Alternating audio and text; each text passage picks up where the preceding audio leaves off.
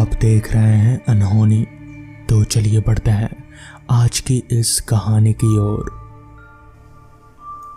नितिन फिलहाल जिस रास्ते पर था उस रास्ते पर उसे उसके अलावा और कोई भी शख्स नजर नहीं आ रहा था। रास्ते के दोनों तरफ घना जंगल था और बस सुनसान रास्ता। नितिन अपनी बाइक लिए उस रास्ते पर आगे बढ़े जा रहा था और बस बढ़े ही जा रहा था, क्योंकि उसके अलावा तो और कोई शख्स उस रास्ते पर था ही नहीं, ना ही कोई दुकान और ना ही कोई इंसान। बस नितिन अकेला और अपनी बाइक लिए वो आगे बढ़ रहा था। ठंड का मौसम था और ठंड के मौसम में बाइक चलाना कितना मुश्किल होता है ये तो हम सभी जानते ही हैं, मगर फिर भी नितिन किसी तरह आगे बढ़े ही जा रहा था।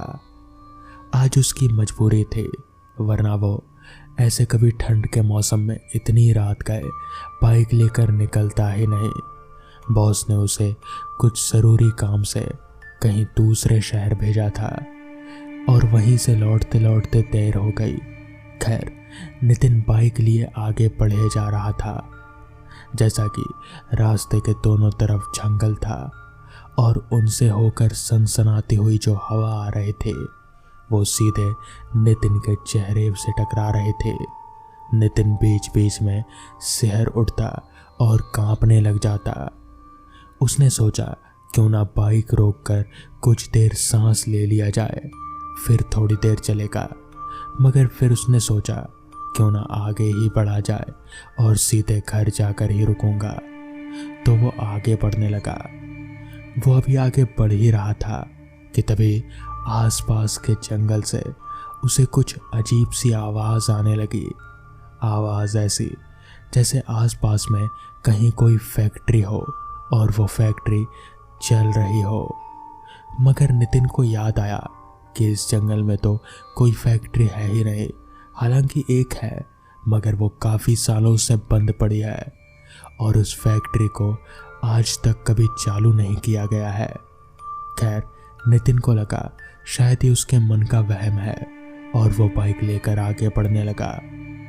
कुछ देर ऐसे ही चलते रहने के बाद अब नितिन उस पुरानी सी फैक्ट्री के पास से गुजर रहा था। तभी नितिन ने देखा कि फैक्ट्री के बाहर उस टूटे फूटे लगे दरवाजे के ऊपर जो बल्ब है वो जल रहा है। मगर नितिन को अच्छे से याद है कि यह फैक्ट्री तो बहुत सालों पहले ही बंद हो चुकी थी। खैर, नितिन ने अपनी बाइक को वहीं रोका, कुछ देर ठंड से बचने के लिए और सांस लेने के लिए। वो उस गेट की तरफ घूर कर देखे जा रहा था और उस टूटे फूटे दरवाजे से अंदर झांकने की कोशिश कर रहा था। हालांकि उसे अंदर कुछ नजर तो नहीं आ रहा था, मगर हलचल सी महसूस हो रहे थे। उसे उत्सुकता होने लगी और वो बाइक से उतरकर धीरे धीरे उस दरवाजे के करीब जाने लगा।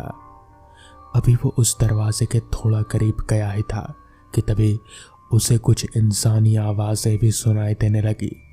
अब तो वो पक्का हो गया कि कोई तो इस फैक्ट्री के अंदर है। तो वो धीरे धीरे उस गेट के बिल्कुल पास गया और अंदर झांकने लगा। तो जैसे ही उसने अंदर देखा तो उसके पैरों तले की जमीन खिसक गई। दरअसल उस गेट के उस पार कुछ लोग थे जो उस छोटी सी फैक्ट्री में काम कर रहे थे, मगर उन लोगों के चेहरे इतने ज़्यादा खौफनाक थे कि नितिन के होश ही उड़ गए। उसे समझ नहीं आ रहा था कि आखिर किसी इंसान का चेहरा ऐसा कैसे हो सकता है। उनके चेहरे पूरे जले हुए थे और उनकी आंखों से जैसे एक रोशनी सी निकल रही थी। नितिन ने उन्हें ध्यान से देखा और फिर तभी उनमें से एक ने नितिन की तरफ अपना चेहरा उठाकर देखा। नितिन ने देखा कि उस आदमी की शक्ल भी बाकियों की तरह ही है और उसके भी आंखों से रोशनी निकल रही है। नितिन समझ गया कि ये लोग इंसान तो नहीं हो सकते। वो वापस दौड़ते हुए भागा और अपनी बाइक के पास आया और बाइक स्टार्ट करके सीधे घर पहुंचा। उस पूरी रात वो सो नहीं पाया उसे समझ नहीं आ रहा था कि आखिर वो लोग उस पुरानी फैक्ट्री में थे कौन। वो इंसान तो नहीं थे। बाद में नितिन को पता चला कि दरअसल बहुत साल पहले उस फैक्ट्री में एक गैस लीक होने के कारण आग लग गई थी। उसमें बहुत से लोग जलकर मरे थे और तभी से वो फैक्ट्री बंद है। कहते हैं कि आज भी उन जले हुए लोगों की आत्माएं हर रात उस फैक्ट्री में काम करती हैं। तो दोस्तों, ये थी आज की कहानियाँ। हाईवे 65 एक ऐसा हाईवे है जो पुणे महाराष्ट्र से हैदराबाद होते हुए समुद्र के किनारे बसे मछलीपट्टनम तक जाती है, जहाँ पर सबसे ज़्यादा एक्सीडेंट्स होते हैं। शायद इसी वजह से ये विख्यात है अपने भूतिया कहानियों और उसके परिणामों के लिए, जो है मौत। भूत, पिशाच, जिन्न, आत्माएं, ये शायद उन्हीं लोगों को ज़्यादा नज़र आती और नुकसान पहुंचाती है जो उन्हें नहीं मानते हैं, और इसीलिए बिना किसी कारण के उनके सामने आने का दुस्साहस कर बैठते हैं। मैं और मेरा दोस्त महेश, हम दोनों ही घुमक्कड़ किस्म के हैं। जब तब अपनी मोटरसाइकिल पर सवार होकर निकल जाते हैं दुनिया देखने और लोगों से मिलकर उनकी ज़िंदगी में घटी भयानक घटनाओं के बारे में जानने। इस बार हम दोनों पुणे से निकले थे। कोई 300 किलोमीटर चलते हुए हैदराबाद रोड पर जब अंधेरा छा गया और पास ही एक बढ़िया सा ढाबा दिखा जिसमें खाने के अलावा रात बिताने की भी व्यवस्था थी, तो हम दोनों रुक गए। नहा धोकर कपड़े बदलकर खाने का ऑर्डर दे दिया। हालांकि समय 11 बजे का हो चुका था, पर खाने के पहले गरम चाय लेकर खटिए पर बैठ गए।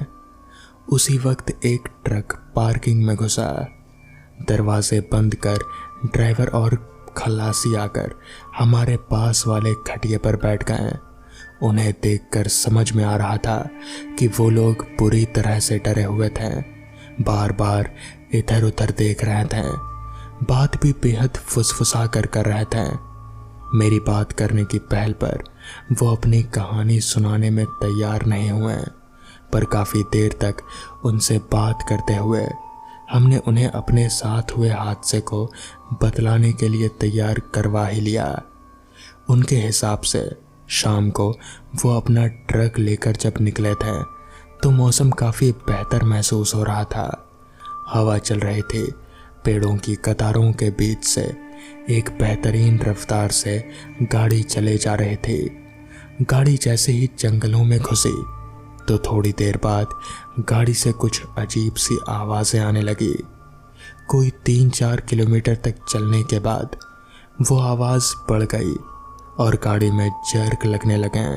सोचा शायद डीजल में कचरा गया है, तो गाड़ी को साइड में रोककर हम दोनों ने डीजल से एयर और कचरा निकालने की कोशिश की, पर बहुत कोशिश के बाद भी गाड़ी ठीक नहीं हुई।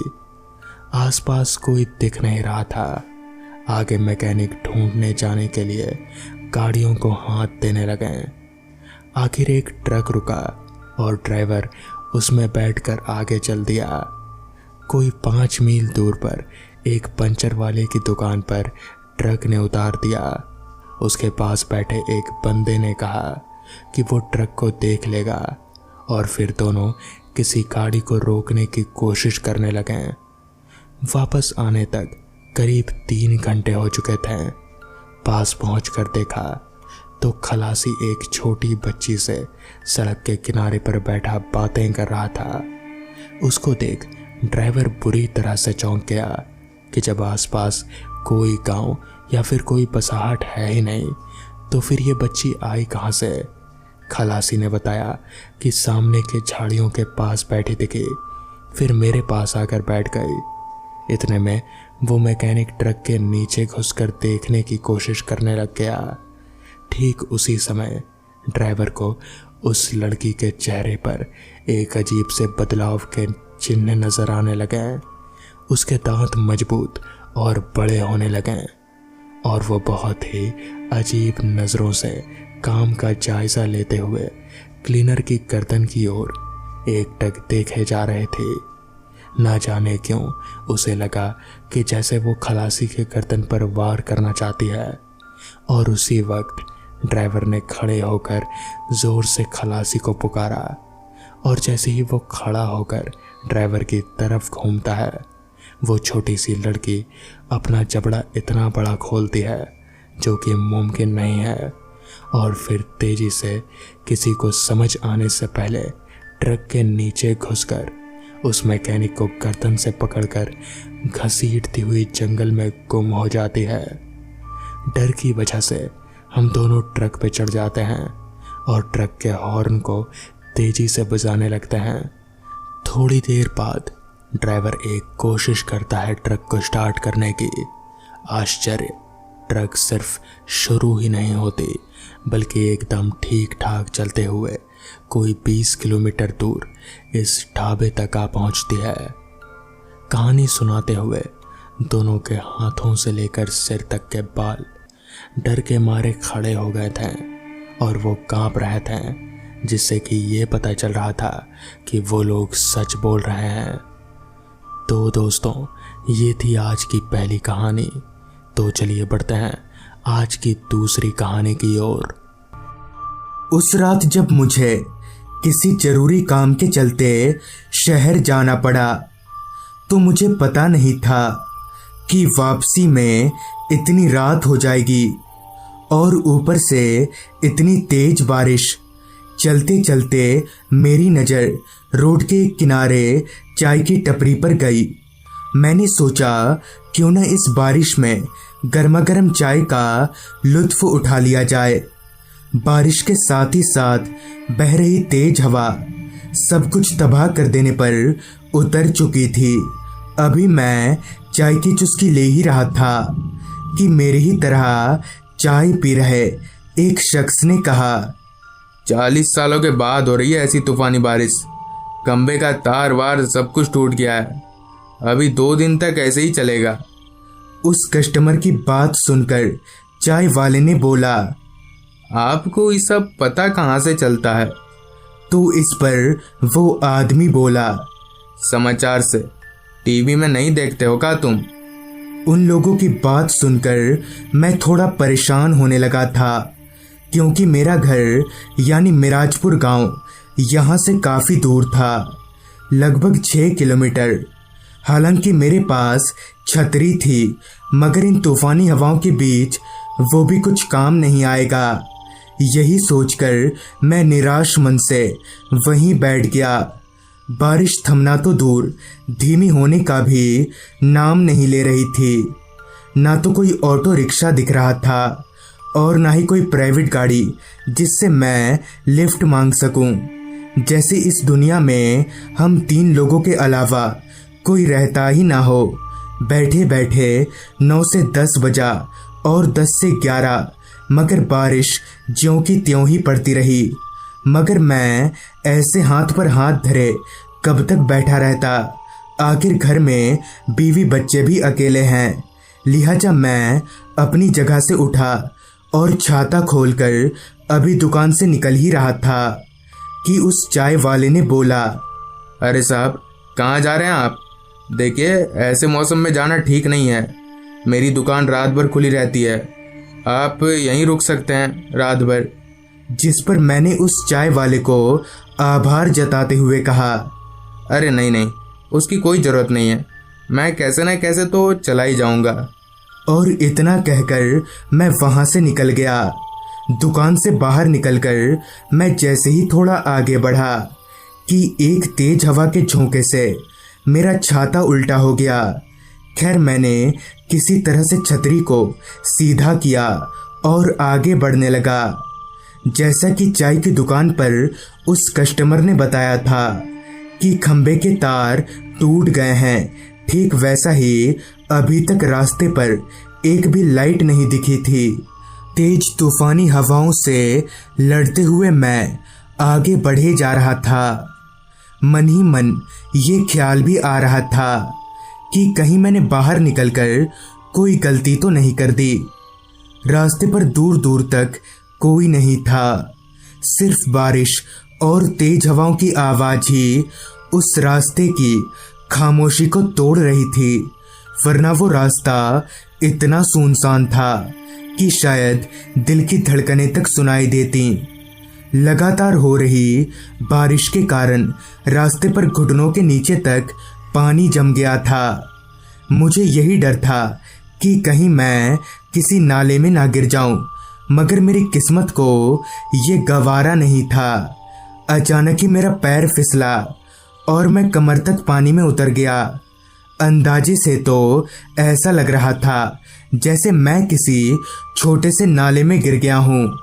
खुद को इस मुसीबत में पाकर मेरी आंखों से आंसू छलक गया। मैं पछताने लगा कि काश मैंने उस चाय वाले की बात मान ली होती तो आज मैं इस मुसीबत में ना पड़ता। खैर, जैसे तैसे मैं उस नाले से बाहर निकला और इसी खींचातानी के बीच मेरा एक पैर किसी धारदार चीज से लगकर छिल गया। खैर, मैं जैसे तैसे लंगड़ाते हुए आगे बढ़ने लगा। मेरा आधा शरीर भीग चुका था, जिस वजह से अब मुझे ठंड लगने लगी। अब किसी मुसीबत में ना पड़ूं, भगवान से यही मनाकर अभी मैं थोड़ा आगे चला ही था कि मुझे रास्ते के एक किनारे थोड़ी ऊंची जगह पर एक बंद दुकान दिखी, जिसके बाहर का शेड काफी बड़ा और निकला हुआ था। इसका मतलब कि मैं वहां रुक सकता हूँ। लिहाजा मैं लंगड़ाते हुए उस बंद दुकान तक पहुंचा और वहीं शेड के नीचे बने चबूतरे पर बैठ गया। एक तो मैं भींगा हुआ, ऊपर से तेज चल रही ठंडी हवा जले पर नमक का काम कर रही थी। खैर, मैं उन भीगे कपड़ों में ही उस चबूतरे पर लेट गया। पहले बहुत देर तक तो मुझे नींद नहीं आई, मगर जब आई तो मैं कब सो गया कुछ याद नहीं। फिर जब मेरी नींद टूटने को हुई तो कोई मेरे कानों में गुदगुदी कर रहा था। तो पहले तो कुछ देर तक मैंने आंख खोलना जरूरी नहीं समझा, मगर जब मुझे ये एहसास हुआ कि अब मेरा सर चबूतरे पर नहीं बल्कि किसी के गोद में है, तो मैंने झट से अपनी आंखें खोली तो सामने का नज़ारा मेरे होश उड़ा गया, क्योंकि ठीक मेरे सर के ऊपर एक औरत का चेहरा था। उसकी शक्ल बेहद डरावनी थी। मैं एक झटके से उठा और वहां से रोड की ओर भागने लगा। अभी मैं रोड पर आया ही था कि तभी मुझ पर किसी गाड़ी की रोशनी पड़ी। मैंने उस रोशनी के जरिए की ओर मुड़कर देखा तो पाया कि एक ऑटो रिक्शा मेरी ओर ही चली आ रही है। उस रिक्शा को देखकर मेरी जान में जान आई। मैं जोर जोर से हाथ दिखाकर उस रिक्शा को रुकवाने लगा। फिर जब वो रिक्शा ठीक मेरे पास आकर रुकी तो मैं फट से उस रिक्शा में बैठ गया, जिस पर रिक्शा चला रहे ड्राइवर ने कहा, अरे अरे पर जाना कहाँ है, बताओ तब ना। जिस पर मैंने कहा, मिराजपुर गांव चलो, जल्दी जल्दी निकलो यहाँ से। मुझसे ये सुनकर रिक्शा वाले ने गाड़ी बढ़ाते हुए कहा, देखो भैया, मिराजपुर गांव का 150 रुपया लगेगा। जिस पर मैं बोला, सब चलेगा, बस तुम चलो। मैं बहुत डरा हुआ था। मेरे जहन में अभी भी उस औरत का ही चेहरा घूम रहा था। जहां कुछ देर पहले तक मैं ठंड से कांप रहा था, तो वहीं अब मेरा पसीना निकलना बंद ही नहीं हो रहा था। मुझे इस तरह घबराया हुआ देख ऑटो ड्राइवर ने पूछा, क्या बात है साहब, आप बहुत डरे हुए लग रहे हैं। इस पर मैंने उस ऑटो ड्राइवर को सब कुछ खुलकर बता दिया। मेरी पूरी बात सुनकर कुछ देर के लिए तो उस ऑटो वाले ने चुप्पी साध ली और फिर बोला, साहब, वो औरत एक चुड़ैल थी। दरअसल आज से कुछ साल पहले वो औरत और उसका पति, जो कि एक ऑटो ड्राइवर था, वो लोग एक रात इसी रास्ते से अपनी ऑटो में बैठकर कहीं जा रहे थे, मगर तभी रास्ते में कुछ गुंडों ने मिलकर उनकी ऑटो रुकवा दी और उनसे मारपीट करके उन्हें लूट लिया। और यहाँ तक ही नहीं, बल्कि उस औरत के साथ गलत काम भी किया। फिर उन दोनों को जान से मारकर सामने पुल से नदी में फेंक दिया। ये सब सुनकर मैंने डरते डरते उस आदमी से पूछा, पर तुमको इतना सब कैसे मालूम है? जिस पर उस ऑटो ड्राइवर ने कहा, क्योंकि उस औरत का पति मैं ही था ना साहब, अपने बगल में देखिए। उस ऑटो ड्राइवर से ये सुनकर मैं डरते डरते बगल की ओर पलटा तो डर से मेरी आंखें फूलकर चौड़ी हो गईं, क्योंकि ठीक मेरे बगल में वही औरत बैठी हुई थी जिससे अभी तक मैं भाग रहा था। इतने में ही उस ऑटो ड्राइवर ने भी एकदम से अपना चेहरा पूरा मेरी ओर घुमा लिया। उन दोनों के बीच खुद को अकेला पाकर मैं बहुत ज्यादा सहम गया। डर और घबराहट मुझ पर इस कदर हावी हो गया कि मैं ऑटो में बैठे बैठे ही बेहोश हो गया। अगली सुबह जब मेरी आंख खुली तो मैं बहुत से लोगों के बीच घिरा हुआ था। मैंने उन लोगों से कल रात की पूरी घटना का जिक्र किया तो मेरी बात सुनकर उन सभी ने भी हामी भरी। तो दोस्तों, ये थी आज की कहानी।